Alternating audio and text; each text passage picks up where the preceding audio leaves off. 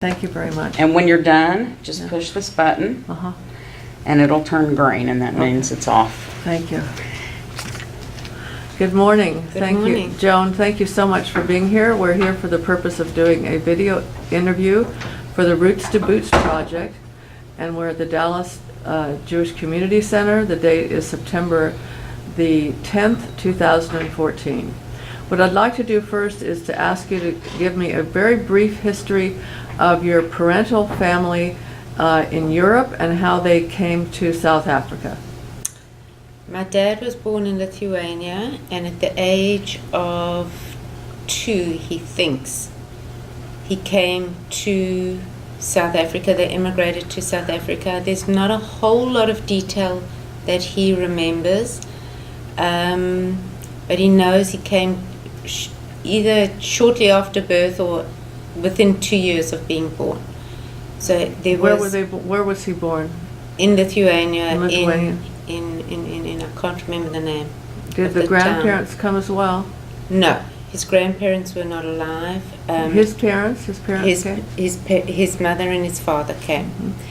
Immigrated to South Africa in 1902.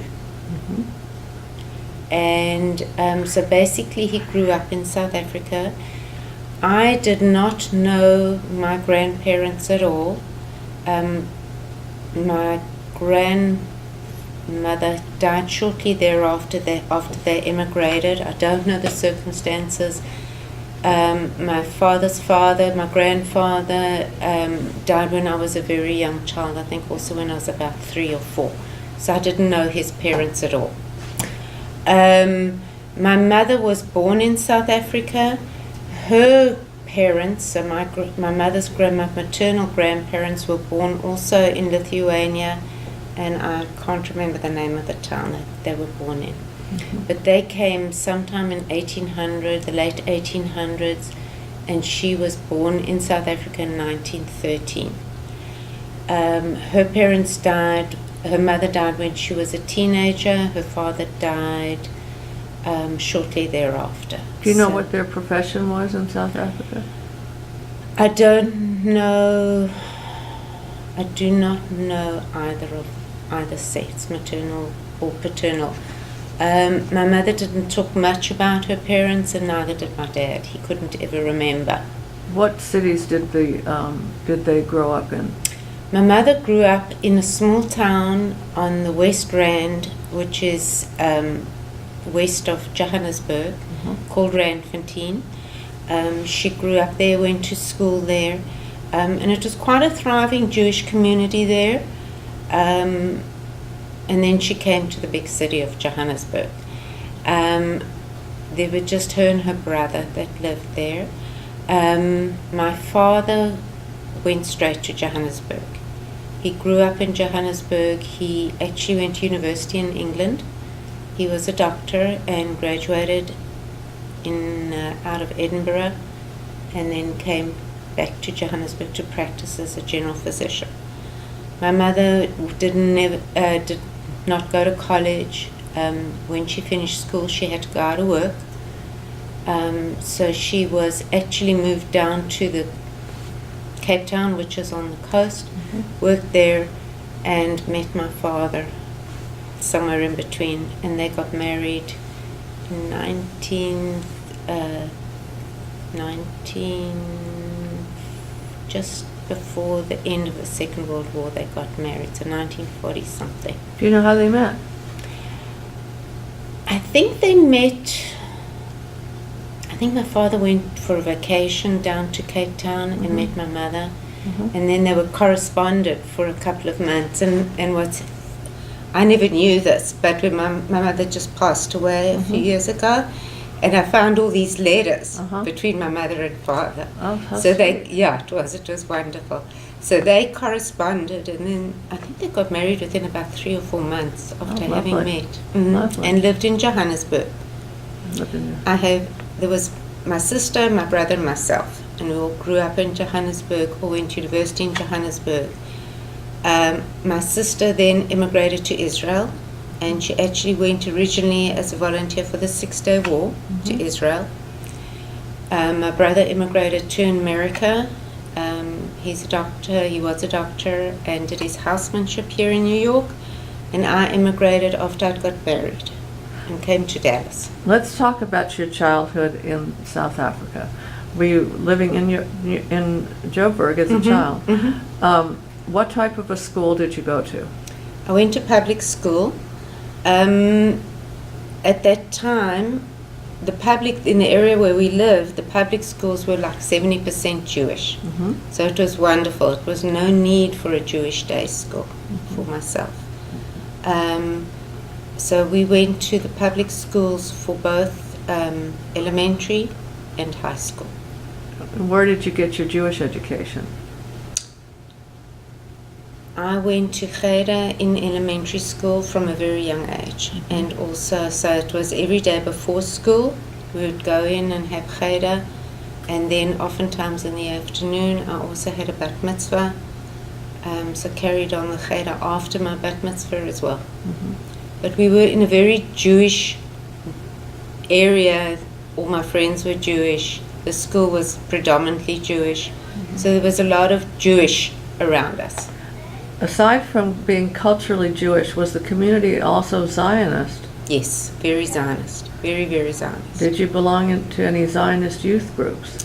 I belonged to Habonim, but just for a short period. Most of my friends, my brother, my sister, their friends, we went to some Jewish movement at some point in our lives. My family was not for very long, a year, 2 years. Myself, I was Habonim for about 2 years. So you say you said you went to university, and I went to university in Johannesburg. what did you study? I graduated as a speech and hearing therapist. So that is my profession. I do not practice it now, though. And when and how did you meet your husband? It was very easy to meet people in South Africa when I was younger. A lot of Jewish people we had parties or get-togethers, and that's how I met him and married him there. What is your husband's name? My husband's name is Michael Weltman. And so how old were you when you met? I was just started university, so I was 18. And at what And point? When did you marry? We got married. I was 21. And we lived in South Africa. I had 2 children in South Africa, and I immigrated to the United States in 1985. Okay. Tell me about your choice to immigrate here. What were the motivating factors? My sister, as I said, had left and immigrated to Israel, and then eventually she came to America with her husband. My brother had immigrated to America, so when I finished school, before I got married, I came to America to visit them. And I knew I wanted to live here. Also, the politics of the country was such that I did not want to have my husband or my son go into the army then and fight for a cause I certainly didn't believe in, because there was conscription into the army at that point in time. So I always wanted to immigrate. When I got married, my husband's family, none of them had immigrated or traveled overseas or anything like that. But then once he was introduced to me, I kept on pushing and pushing and pushing. And when eventually he was ready, and we traveled a lot to the United States, he was involved in a business that we dealt with people here in Dallas in terms of business.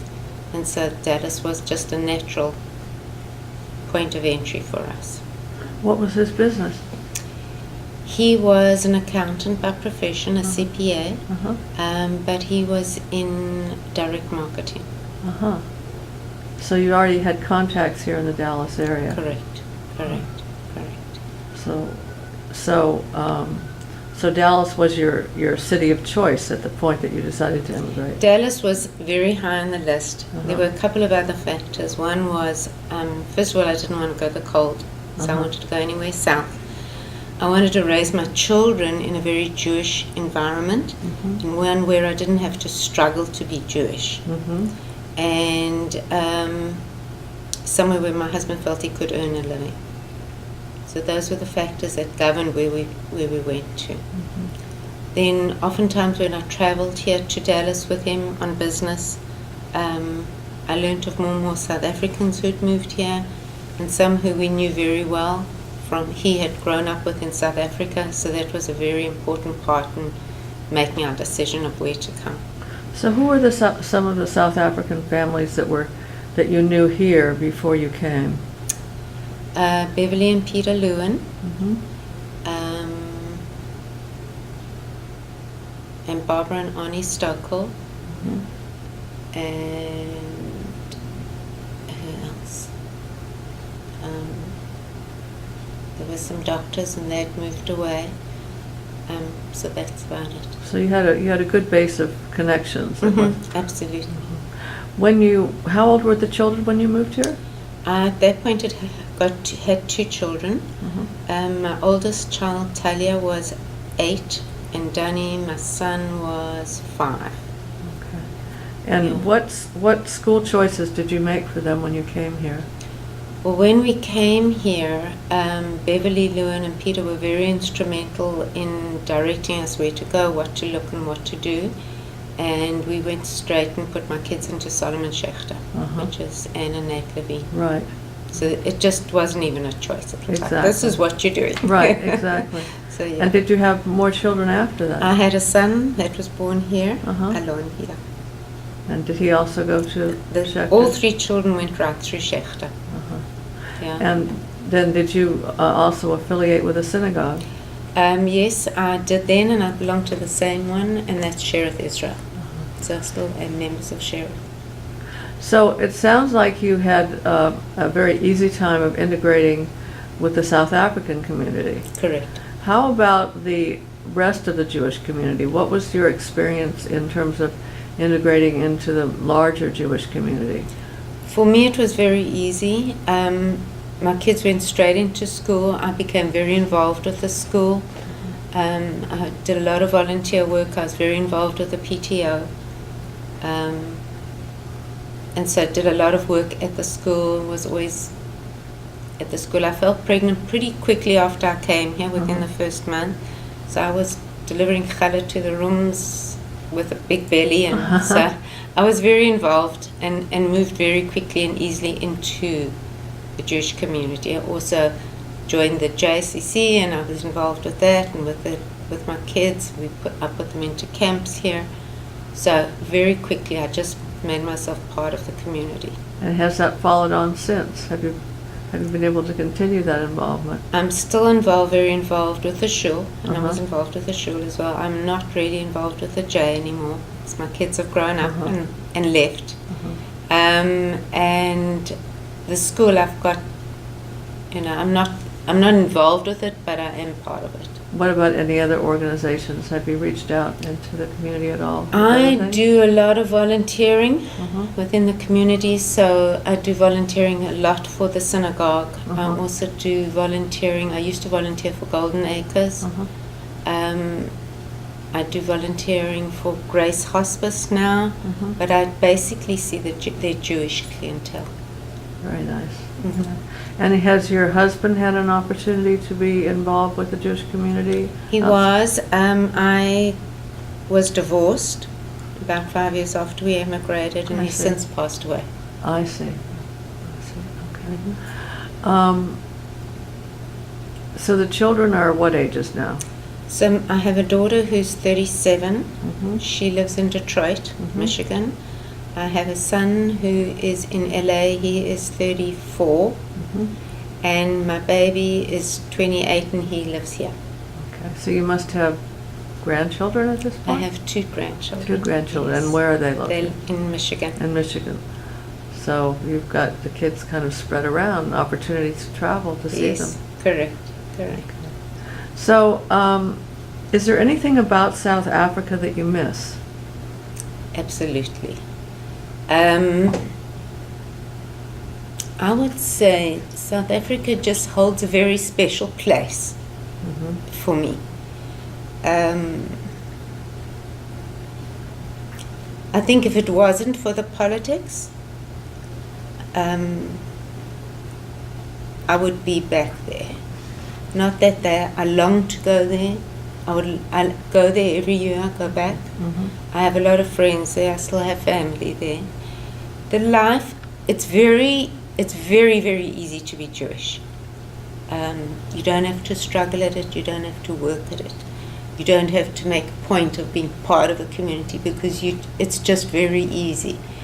A lot of the suburbs in Johannesburg are very Jewish still, and it's wonderful and it doesn't matter which one you are in the northern suburbs of Johannesburg. Most people go to shul. Everybody knows when it's Yom Kippur. Everybody knows when it's Rosh Hashanah. It's just very easy and very comforting, I guess. Are there any particular traditions that you've brought with you here that might be unique? I don't know if you'd call it unique, but definitely, every Friday night Shabbat, do Shabbat every Friday night, and we all get together in somebody's house. So I don't know. I don't think that's typically South African, but it's a tradition we used to do there.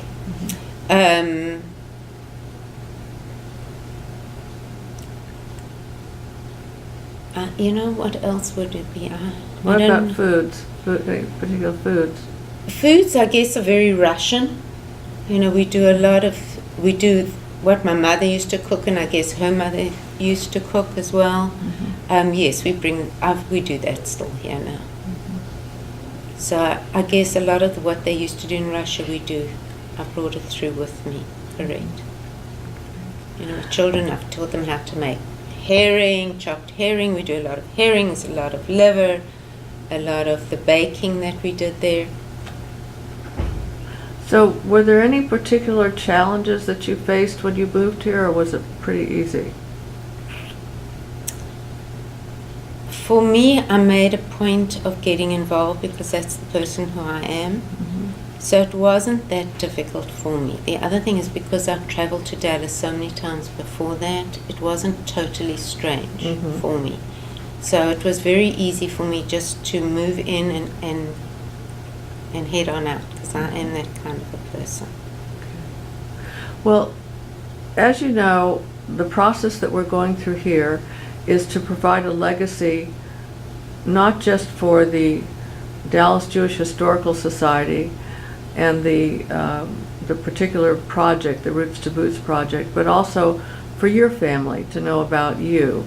So I'd like to give you an opportunity at this point to add whatever you might want to add that would be included in the video, particularly for your family, anything that you might want to tell them, for them to remember about you and your experience in your life, either in South Africa or here, or anything else that you think might be pertinent that you would like recorded for historical purposes. I am lucky. I have been able to take my children back to South Africa as adults with their families. So they really understand where I come from, because I think that's very important. They do understand where I come from, what we're about. I keep very close ties with my family in South Africa and the family that's emigrated all over the world. And my kids are very much part of it. I have a sister who lives here in the United States. My brother had immigrated to Florida. Although he's since passed on, we are all very close. So I keep very close contact, and I guess that's very important, of something that I have brought with me from South Africa, is the closeness, the family ties. And I think they do understand that, and I'm lucky enough to have, they experience that as well.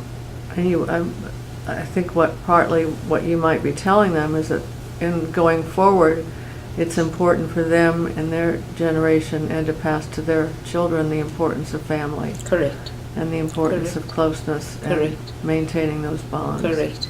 The importance of that bond. Correct. I think also because when my father came to South Africa, those ties were lost. A lot of them were lost.